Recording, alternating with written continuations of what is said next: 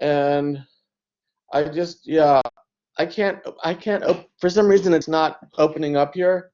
So please check your email, and I'll just go over that with you guys.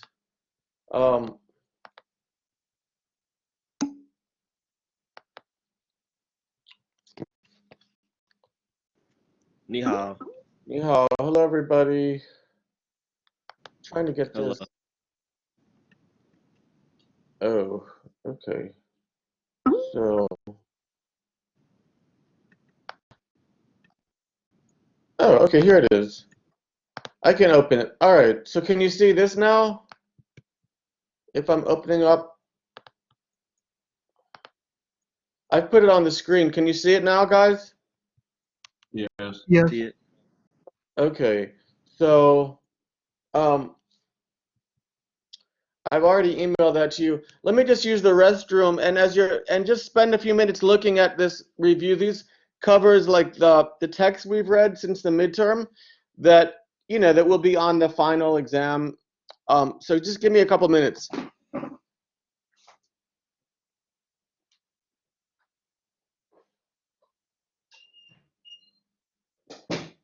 How y'all?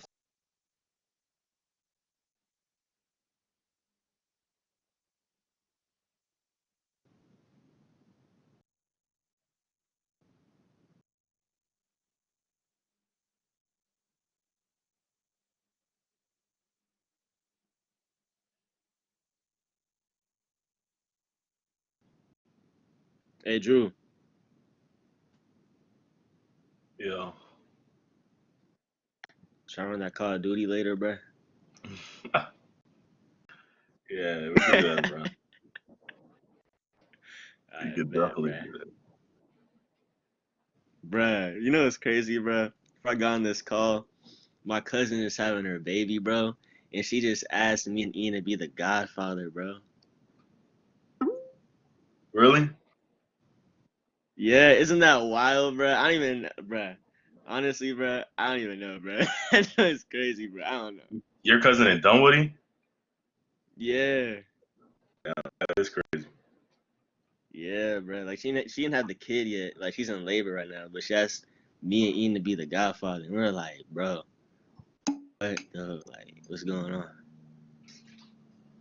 Just like that. Yeah, bro. I did. That Like it's boy, the honor. godfather. The It's honor, bro. godfather. Like, you know. Evan Beast, the godfather. Huh? Don't go against the family again, ass niggas. But that's a movie. Hey, Hey, the godfather. that, bro. Bro, I'm about to watch that movie today now, bro, and sip on some wine like shit. This is some godfather. It's some godfather stuff, bro. I need some godfather training. Bro, for real, bro. Shit crazy, bro.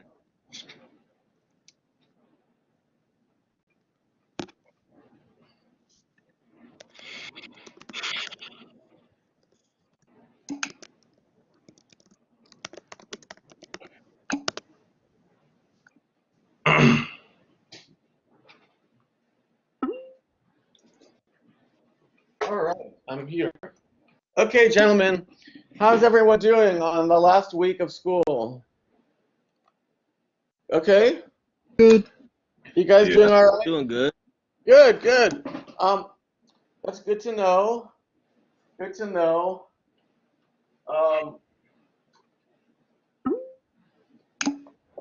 So just a couple of announcements. Oh no, that's awful. Matthew, poor Matthew. So, did everyone get, I sent you back, I should have received your paper, midterm paper, and your exam. Did everyone receive that? Yeah, I got mine. I haven't, I think Ade and Ian, I still have to return them to you. So I'll do that later today, okay? I'll get them back to you. So, I'm sorry for the delay.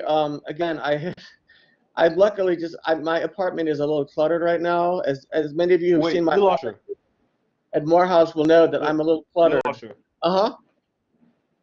You said Question? you'll get what back to us today? Oh, I gave you back. I sent back as an email to you. You should have received it.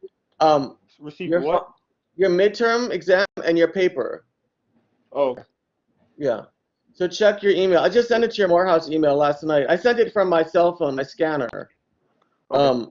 So yeah, I just wanted you to have that, so you could see my comments on your papers and stuff, and your grades. How I grade it, based 50% content, argument, 50% organization, structure, grammar. Anyway, so the final exam, you should, just review, and the midterm, I would review the way I structured that. Just the final will have similar structure, just short questions, 2 paragraphs per question, is probably enough. Maybe, yeah, I might give you some, space to reflect more on the course overall, like just so as well on the final exam. We were notified that we're supposed to give you guys a few days, put the exam up a few days in advance of the date. So our exam is scheduled for Monday, I believe. Oh God, I have to check. Monday afternoon. So I'm gonna actually put the exam up on Friday, okay, on Blackboard. And if there's some problems with getting it on Blackboard, I'll let you know in advance and just send it to you as a document. But I'm going to give you the time, give it to you on Friday. That way you have the weekend as well if you want to work on it. And give it to me, send it back to me on Monday by the end of the test time. Wait, I'm sorry. Can you say that again, Little Usher? Okay. You're So breaking up a little bit. I'm going to make the test and put it up, give it to you by Friday of this week. And you can submit it on Monday. Okay? Oh, okay, cool. Yeah. So you have a few days to work on it if you need it. Yeah, and let me just point out, also if you could evaluate the course, we really need that. I'd really appreciate it if you could please just spend 10 minutes. We need that. They need to have evaluations from my classes. So I need to have like at least half of you guys do it. So I'm looking, please just do it, okay? Do it online, evaluate the class. We need that, all right? They need that to evaluate me and to evaluate the course and to evaluate the program in general. If moving forward, who knows what's going to happen next year. So if you've enjoyed the class or felt like you've learned anything, please, describe that. If you feel like you have any suggestions, describe that. I would really appreciate that. So I have enjoyed teaching this class. I think we had a really good start to the semester, really good discussions, and I think they've continued despite that we had to move offline.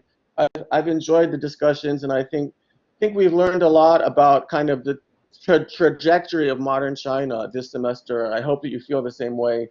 Looking at through literature, through the lens of fiction, and as sort of a lens to examine Chinese culture, ideology, change, right, politics, everything.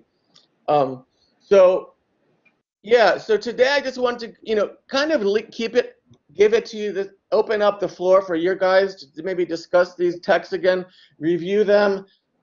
Like I said, there's going to be nothing new on the final. If you've been doing the reading and can basically like summarize these stories and describe the significance, you should do just fine on this last assessment.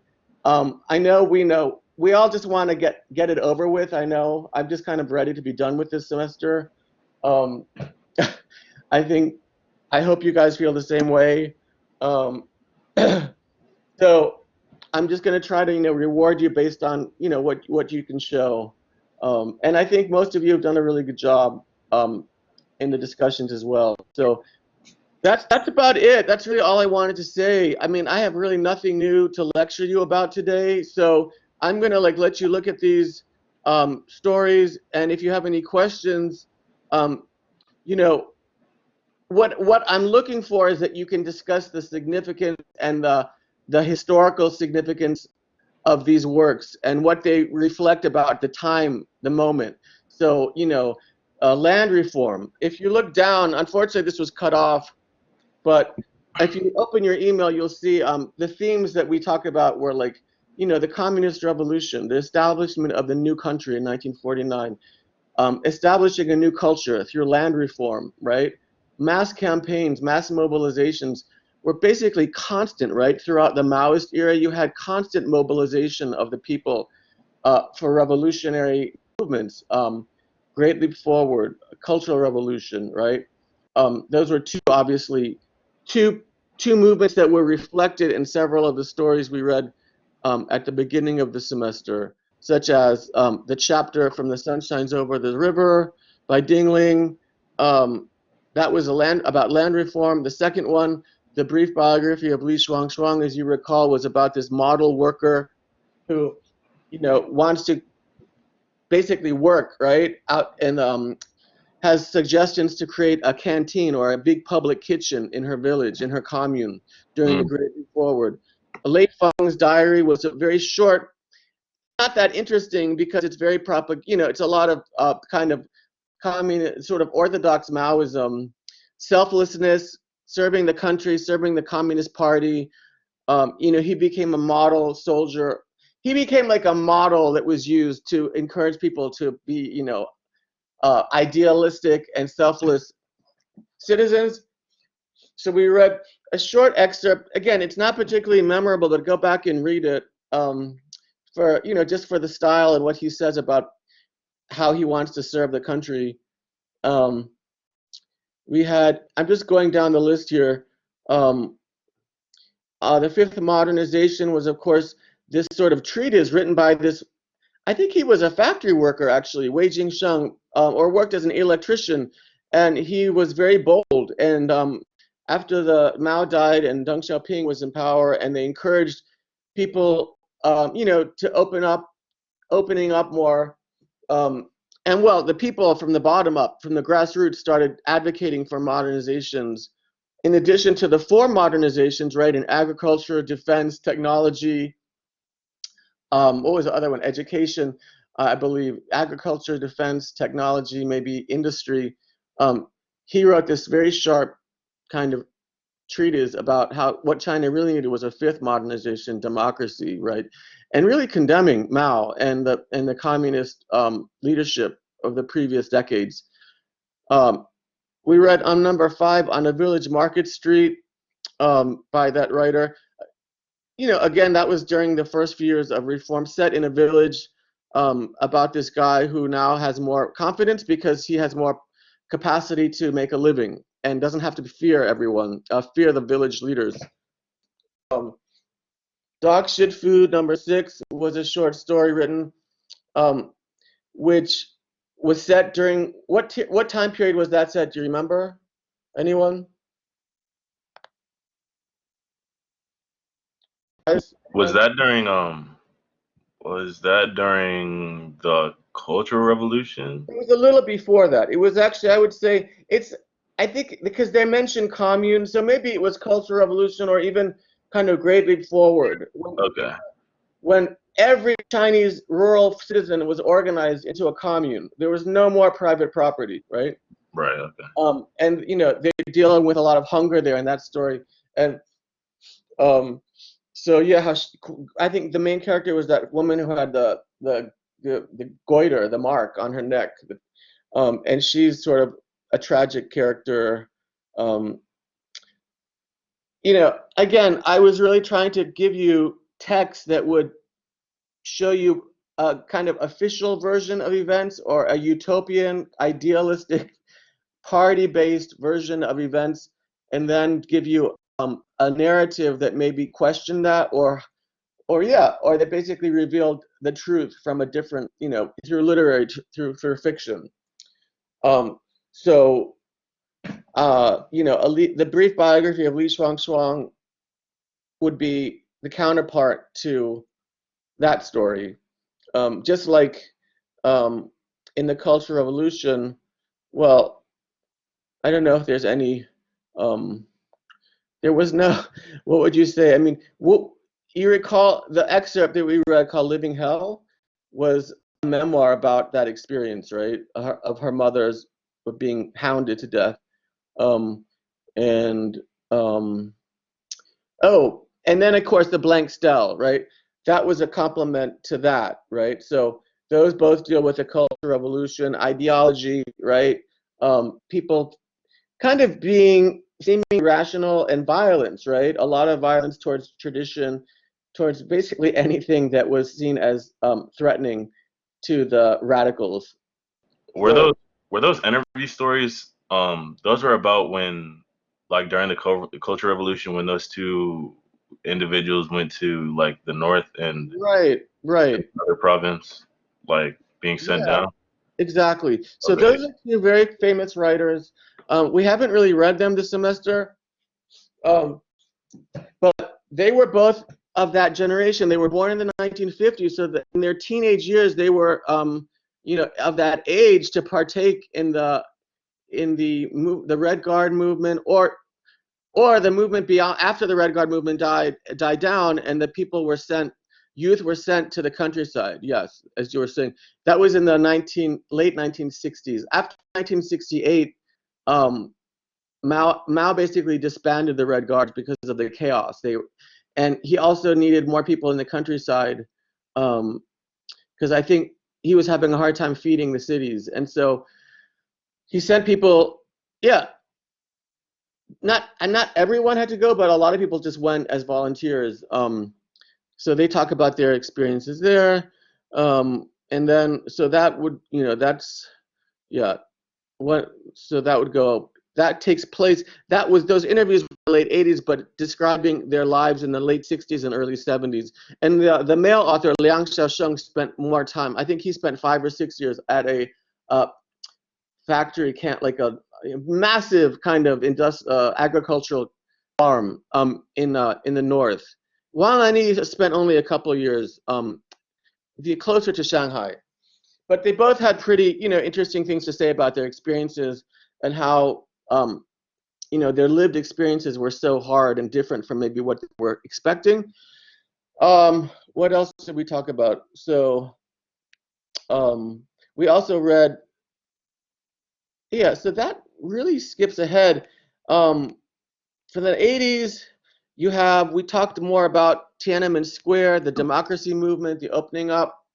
Um, so I asked you to read, we didn't really read anything that focused on that, except actually the chapter that we read from Yuhua about the leader, right? He talks about his experiences during 1989, coming back to Beijing right before the massacre, right? And so he kind of reflects on that period. And so you should go back and read that carefully to understand, how that unfolded and the repercussions in China. So that was Yu Hua writing about that much later. Um, we read that story, the accident, which was I sent you. It's like an e-link website. It was published on a website, which talks about, you know, sort of the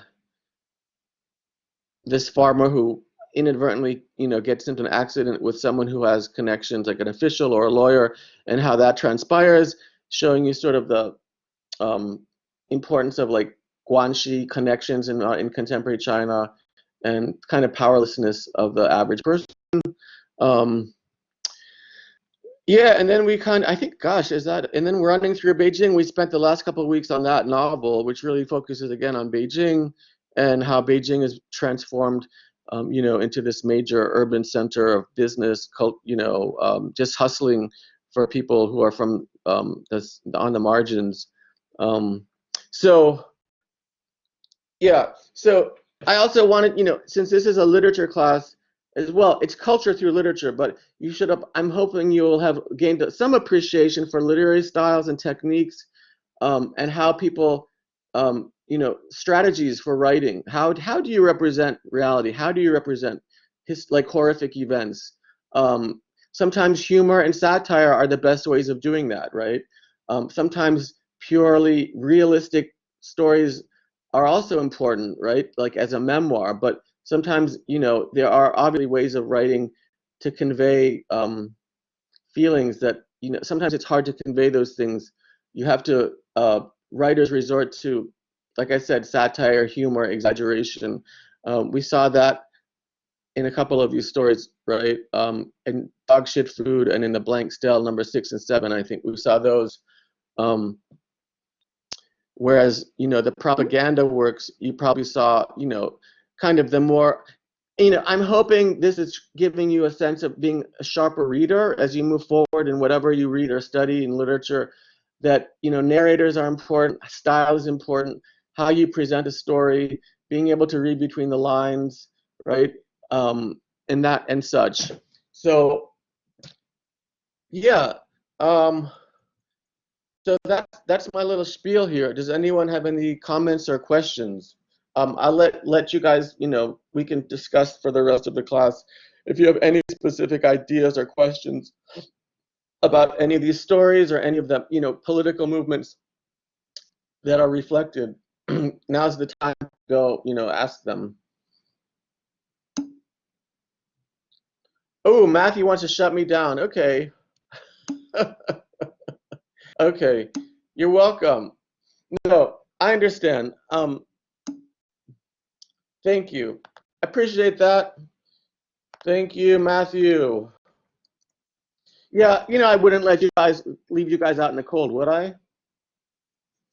All right. So what's going on with the radio silence, guys? Timothy, go ahead.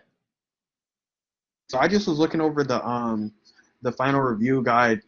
We have to write a 4-page paper, you said, or 3 pages? Not a paper. I'm going to give you questions. So it's like a couple of paragraphs. Yeah. Oh, it's gonna be available on. Short answer, you know, like the midterm, kind of like that. So you will want to, like, you know, talk about, if I ask you to discuss, you know, the use of propaganda in like a brief biography of Li Shuangshuang, in Lei Feng's diary, you know, or I'll let you, like, you want to give me a few details. Like, don't just, you know, you should be able to talk about the characters and their actions and the plot. Okay. It's like something like the posting of the papers and the writing and stuff like that. Yeah, like the discussion board questions we had, I would go back to that. But you know, you'll have the whole 3 days to do this. So if you haven't read any of these works, just go back. They're mostly pretty short, except of course for Running Through Beijing. So obviously there'll be a question about that novel, Running Through Beijing, to reflect on that novel, which, you know, shouldn't be that problematic, since we've been doing that recently. Yeah. So also talk about, you know, the different types of, I guess, citizenship, people, like what is how Chinese society was so revolutionized, right, after Mao. You know, the importance of ideology everywhere. I think living in a society where everything is kind of politicized in some ways, I'm hoping you got that sense from this semester, that, you know, there was that real sense of constant kind of revolution, and you know, whether it was consented to or not, you could see that in the readings. The hopes, right? What were the hopes for this new society?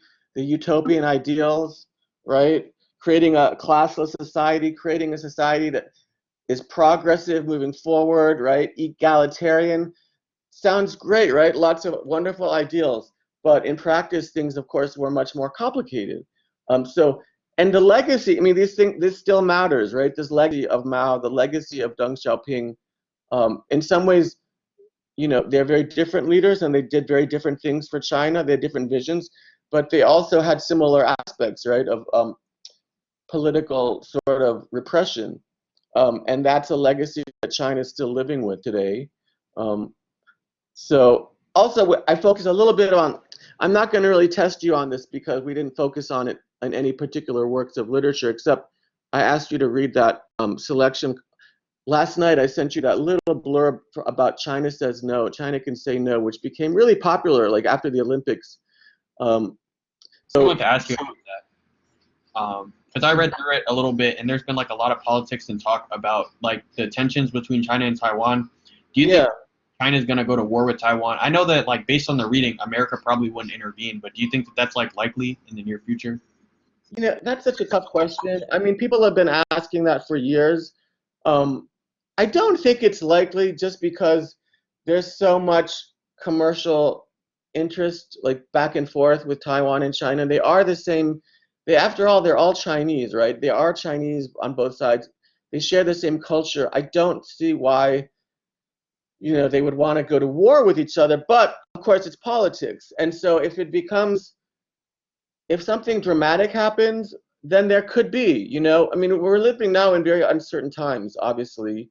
And if China becomes desperate to show, to deflect, oftentimes what happens, I think international relations often can be leaders often use war as a way to like consolidate their power, right, and to take away from domestic problems. So if China is facing some serious problems and they want to like, that could be a way of kind of getting their attention away from that. If the U.S. demands like that China remove their fleet of ships from the sea, the Taiwan Straits, if there's some kind of provocation, there may be, I'm let's hope not. That's all we need, right? Another war, another you know, I guess another sort of jolt like we've experienced now under this pandemic that we're experiencing. So that I don't think they would want to do. I mean, now people I think just want stability more than anything because of COVID. Like hopefully that would be like my common sense answer. You'd think that there would be some efforts to cooperate now rather than fight each other. Yeah, so and China is definitely trying to market itself as the responsible country that handled COVID because they had this lockdown, they prevented the spread. It came here, and we have had a horrible time preventing the spread because of whatever issues that we've had. So they're trying to, they're now distributing masks all over the world, giving aid to countries. So kind of ironically, China is positioning itself using its economic might and through soft power again, like they have been doing for the past couple of decades, to try to influence countries to be on their side, I guess. So whereas now, like the rest of the world is demanding like investigations, right, into COVID. Like, how did it happen? Was there a cover up? Yes, there was. Well, whatever. So, Australia, a lot of countries are now, Trump obviously talked about reparations, which isn't, that they should they should be held like fiscally responsible for the outbreak. I don't think that that's going to happen. But who knows? Who knows with our leader what could happen? For all the masks and stuff. What's that? Because you said that they're going to be held financially responsible, so Yeah, I mean, like he wants China to pay up, like, just like the tariffs, right? Like he land the trade war.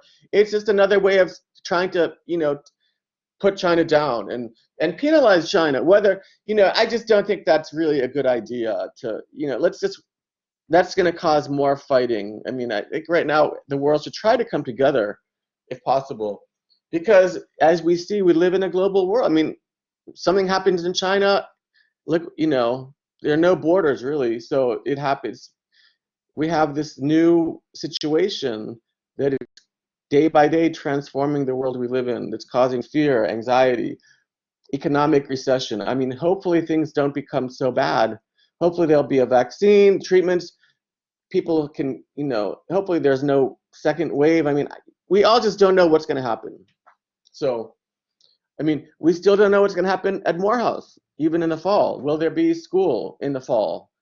I mean, online or in person. So we're still waiting on that. So, but yeah, having a leader like Donald Trump right now is not not ideal because we have no sense of, stability really.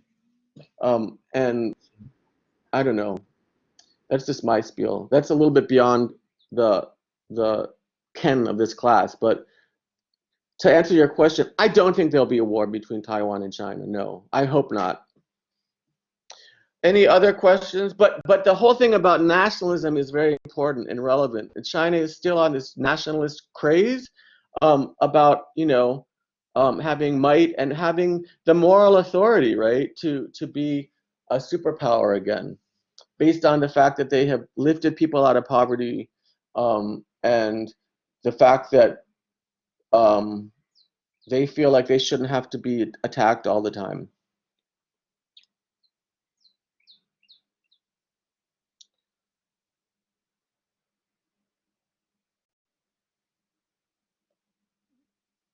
Anyone have any other thoughts, any questions about the class? We can talk about really anything you want moving forward.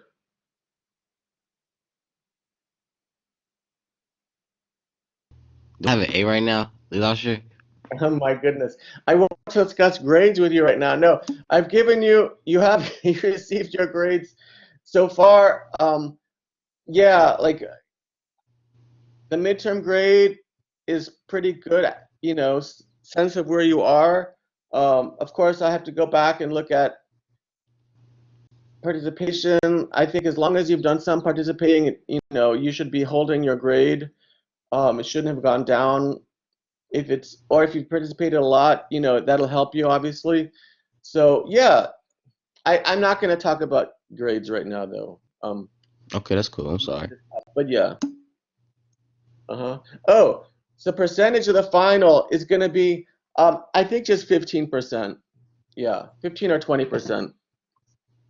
The class participation for the midterm will be like at least 20% of the grade. Yeah, since that's really been the only way of gauging your knowledge of what you've shown me that you've learned things by discussing things in class in the online forums. So I appreciate those students who have really done a good job. That's been really helpful. Oh, you're welcome. Oh, yes. For those of you who didn't miss any classes, especially, just kidding. You gotta blame the internet. That's not me. I had technical issues for real. Like I couldn't even connect. Oh I God. know. I got All right. Yeah.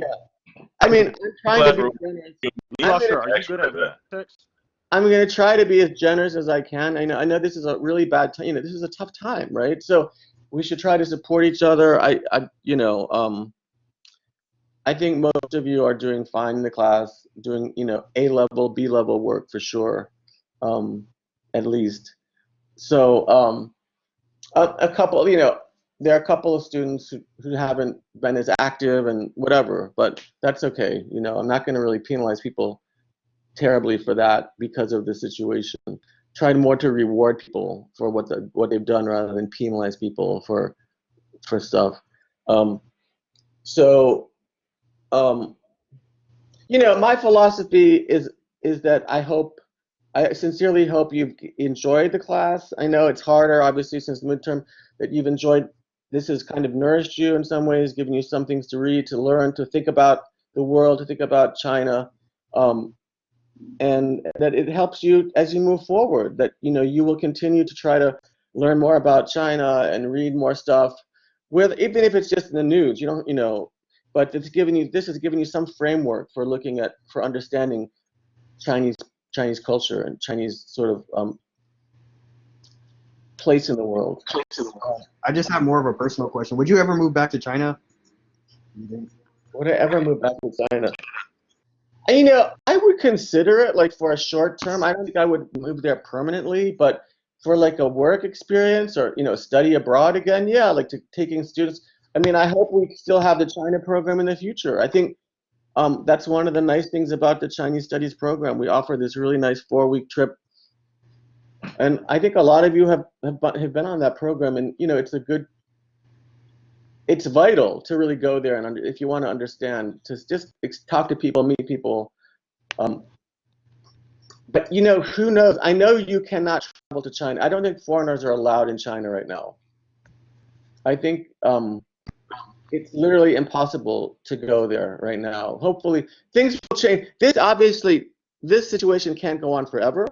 So even if there are risks involved with travel in the future, things have to go back to some kind of just for the sense of economic, right? You have to economic sort of viability.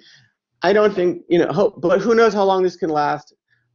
I think people are predicting that this COVID pandemic will make authoritarian countries stronger because of they have the need to like control things more. Question or comment, Evan? Is that Yeah, your I hand? just had a question. Yeah, that's Okay. my hand. My fault. No, go ahead. So you said to everybody the final review for Yeah. through email. I didn't Yes. get Oh no, yeah. email. Right. I'll send it to you as well. I know. I haven't sent it. I just sent it, so I'll send that to you as well. Yeah. Let me Okay, all right, thank you. Yeah. Let me do that right now as we're talking. All right, appreciate So yeah. Um appreciate it a lot. You got it. I'm sending it to you right now. Thanks, man. Uh yeah. All right. So I was thinking last night about like how in some ways, just my final thoughts, in some ways the earlier part of the semester, really we read what I would say are more like great works, kind of more classic texts that are really canonical. What's the word? Canonical. How do you pronounce that? Canonical. Things that are so popular and so considered so important in China, like Lu Xun, Lao She, Zhang Ailing. I mean, those three writers are three of the most really significant cultural figures and writers in the 20th century. And how, in some ways, after that, right, after 1949, you can sort of see, right, the literature changes. How would you comment on that? If that was a question on the final exam, what would you say about that? I know that's a tough question, but what could you, based on the types of writing, what would you say that the kind of how literature changed, the role of literature changed in some ways, and culture after 1949? Does anyone have any thoughts about that?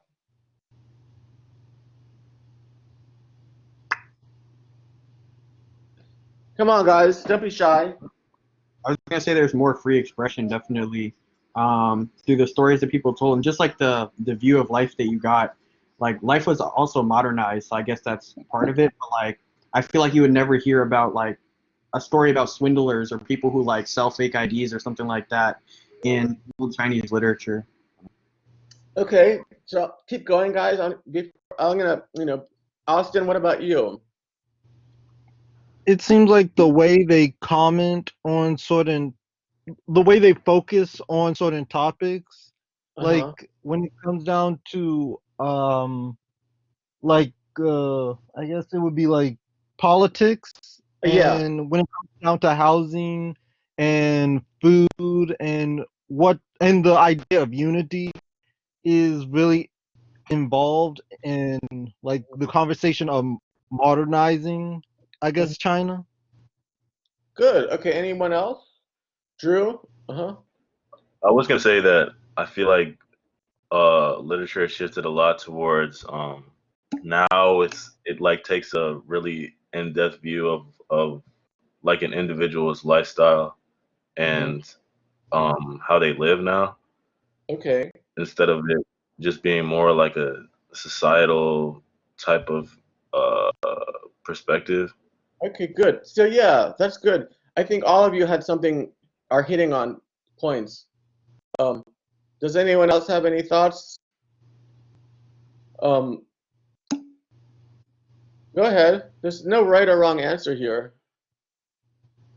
Anyone? So my point was, yeah. So I guess like in the early 20th century, you had this blooming of like modern Chinese literature, right? That we talked about after the imperial system ended, and this sense of like the May 4th movement, trying to create a new China. So a lot of Western ideas about individualism, right, liberalism, kind of freedom, and experimenting with different types of writing. So like Lu Xun and Zhang Ailing are, major figures of literary innovation. But yeah, literature, I mean, the writers still talked about society, and there was often there was like a sense of, a mission, right? That the new literature should address social changes and social problems. But it became much more revolutionary, right? Like after the revolution. I think my point was Mao in 1942 had this famous lecture in Yan'an at the Communist Soviet base in northwest China, where he basically sets down a policy for writers and culture that has to serve the revolution, right? And so you can't really have, in the 1950s and 60s and 70s, there was no I, there was no individual beyond, outside of the bounds of society. I mean, your identity was like your class identity, right? So you were either, and everyone at that point hopefully was supposed to become, a good communist. So writing should serve the people, right, and serve workers and peasants. And you're not supposed to be, if there is a love story, it has to be part of this communist narrative, right? Of, falling in love because you're working together on the commune and everything, that your love was boosted because you admired someone not for their personality, but for their commitment to the nation. So a lack of a lot of conformity and ideological purity. And I think I'm hoping you can, I think you just touched on that, and how since the 80s it's opened up and to like literature as a market, right? There's a mass market for literature now. It's not driven by ideology or by political leaders. It's driven more by, at the grassroots level, by what readers want to read. So entertainment is an important part, but also that isn't to say that there's no critical writing going on. There's still like literature of dissent, literature dealing with trauma of the past, but there's a lot more kind of, just everyday, like people describing their lives. And so I think that's why I wanted you to read a novel like Running Through Beijing, just to see, modern life for the average person is not, there's, you not connected to like politics per se, where it was during the early, 1960s. So yeah, but there is probably, there are still limits to what you can write about. So sometimes if people write things, if they have to be published in Hong Kong, if you write something that's really directly critical, it's not going to be published in mainland China. So I guess what I wanted to say just was, like, in the early 20th century, you had these great writers, like people like Lu Xun, Lao She, Zhang Ailing, who wrote these great novels. They were like the kind of the beginning, the first generation of modern Chinese writers, and they set the tone, I guess, for the 20th century through different types of stories. There was, people had individual styles, and that was curtailed during the Maoist period substantially because, like I said, there was conformity to the rules, and that opened up again in the 80s. And then you have, like, writers like a couple of Chinese writers who won the Nobel Prize in Literature. In the 2000s, there was a guy from France. He lives in France. His name is Gao Xingjian, and he was the first Chinese person to ever win the Nobel Peace Prize in Literature. Even though he moved to France because he decided he'd rather live there. And he writes now both in French and in Chinese, but his Nobel Prize was awarded for a work he had written in Chinese. And I was actually thinking of having us read one of his plays, but it's very hard to. It's called Bus Stop, and it's sort of this like Bertolt Brechtian, like, kind of existential short play about people that wait at a bus stop that never comes, and they've been waiting for 10 years at a bus stop. So it's kind of the sort of like satire, ridicule. But I wanted us to read that, but at the end I chose Running Through Beijing just to give you a sense of modern life. But Gao Xingjian is a Nobel Prize winner. There are other writers like Mo Yan who recently won the Nobel Prize in Literature. who write more about country life again. So writing about kind of traditional Chinese culture, not so much about urban people, but rural people as well. So you still have people, writing about rural life. It's not like everything is happening in the cities, but you have both an urban literature as well as like a more regional literature.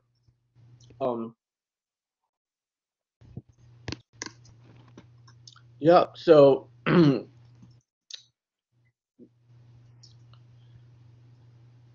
But yeah, that's about it. I had about the sort of status of literature. Literature is now, of course, a lot of it's internet. Like people your generation are reading things on internet. They're not even buying books. I mean, everything is online, right?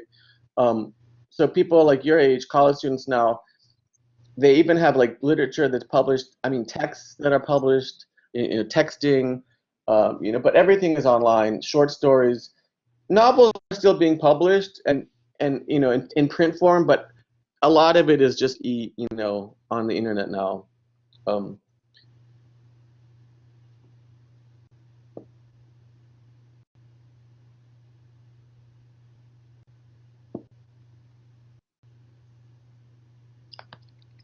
Anybody else have any final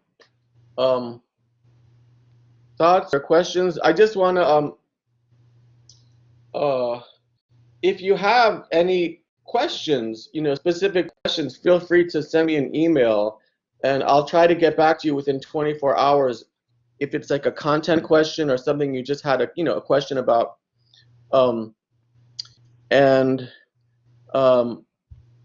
yeah, I'll also send you like I'll send you like what you've gained your participation grade as well, because I think it's fair for me at this point to do that, like based on the midterm till now. I think I pretty much have a clear idea of what your grades would be in terms of the participation component.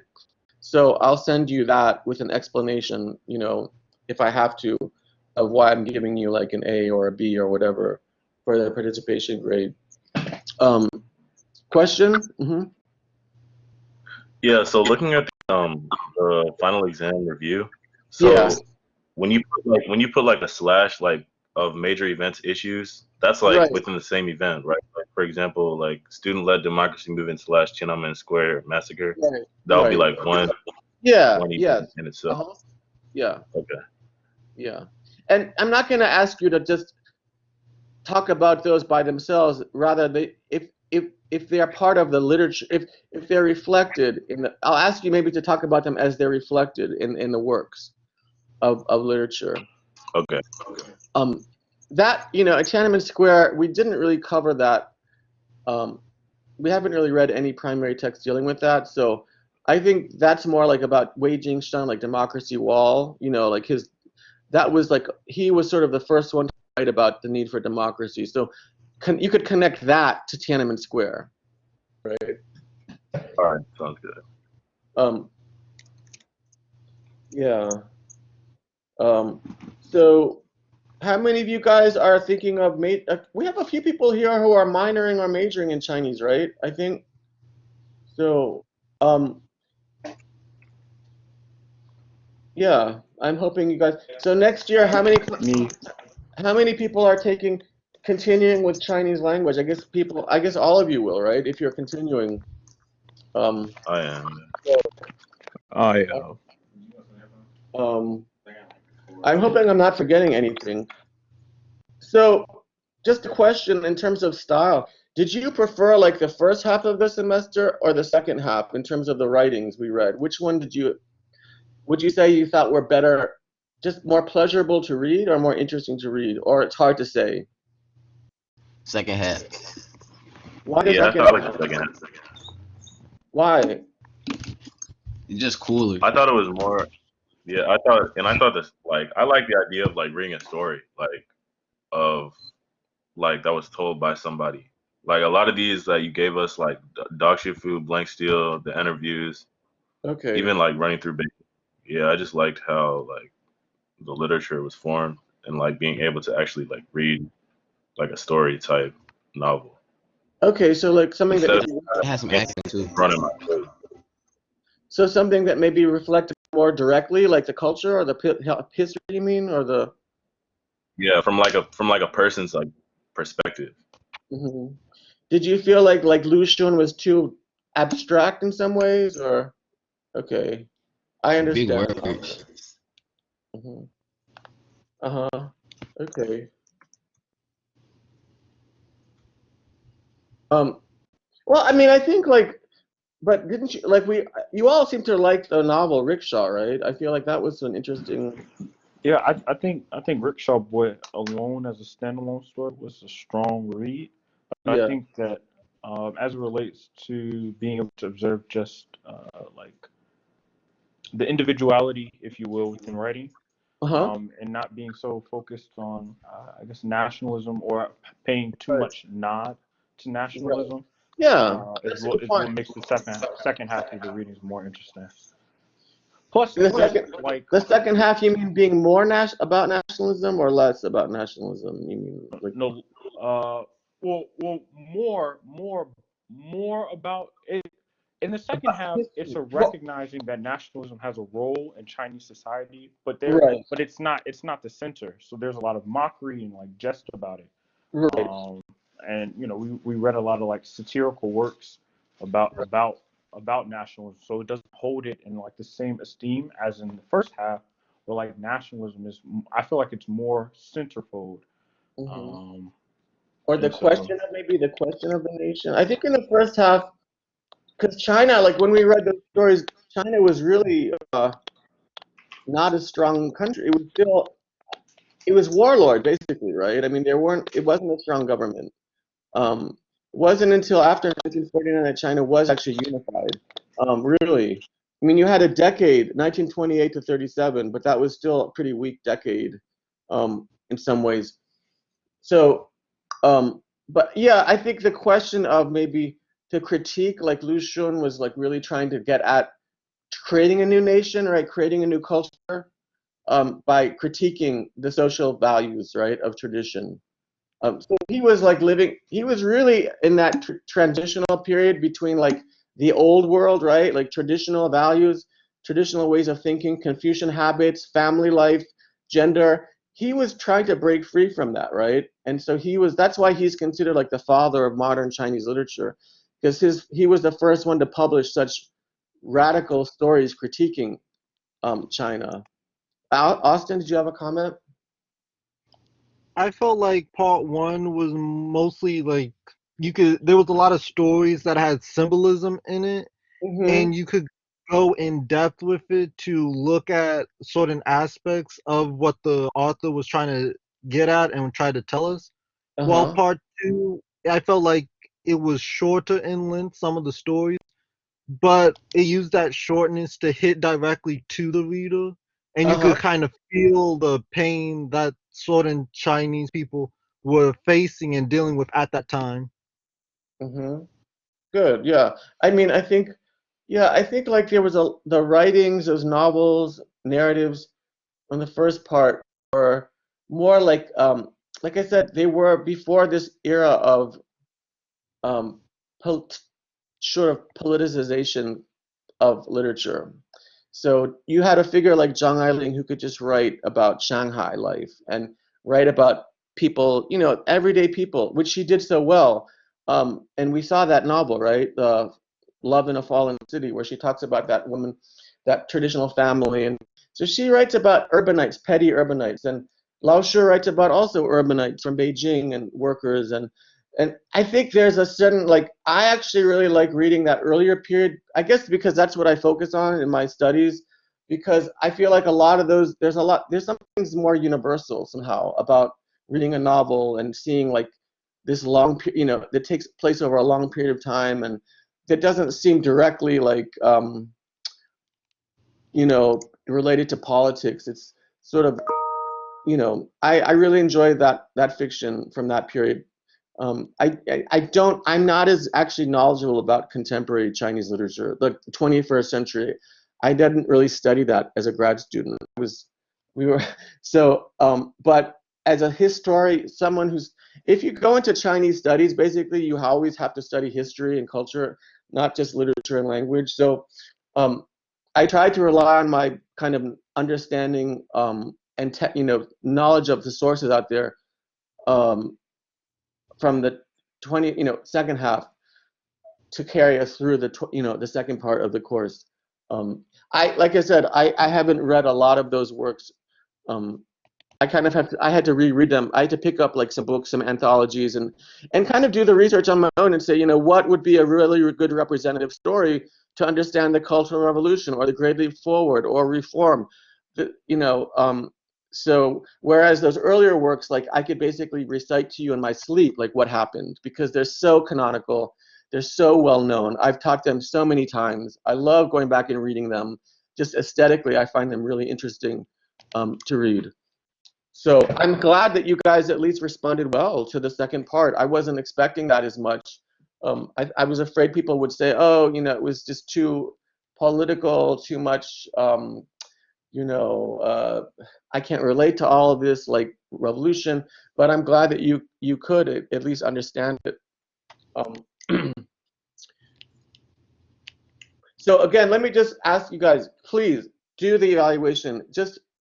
We need that. I really would hope you can spend 10 minutes and, just say whatever you want, but just evaluate the class.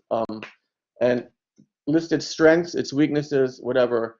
Obviously, I appreciate any positive feedback you have, and as well as any suggestions. I tried to make this as interesting moving offline. A lot of us have never taught online before, but you guys made it work really well, I feel like. And yeah, so I don't think it was that. I don't think like it went into the dumpster. I hope you feel the same way. That we still managed to get something out of the class, because I certainly feel that way. Definitely. So, guys, that's it. I have nothing else to say. I wish you health, happiness, success moving forward, strength. Your family is the best. Have a good summer. Stay healthy. Use your common sense. Keep in touch, right? In some ways, we have to try to keep in touch more in this world now that we're living in these kind of distancing time. So I'm just saying, if you ever want to shout out, send me a message, ask a question. Hey, Lee Lauscher, is there any book you recommend? Let me know. I'm more than happy to keep that conversation going. And thank you for the class. You guys did really well under the circumstances. I will keep you posted about the exam. I will put up on Friday, and it'll be due like on Monday afternoon. Okay? Okay. Okay. Okay, guys. Thanks. Thank Thank you. you, Lasher. Thank you guys. You've been great. I've really enjoyed it. And keep in touch. Please keep in touch. Take care, okay? Thanks for a great semester, Professor. Thanks a lot, guys. All right. Thank you. That's it. Thank you. Take care, guys. So I Good job.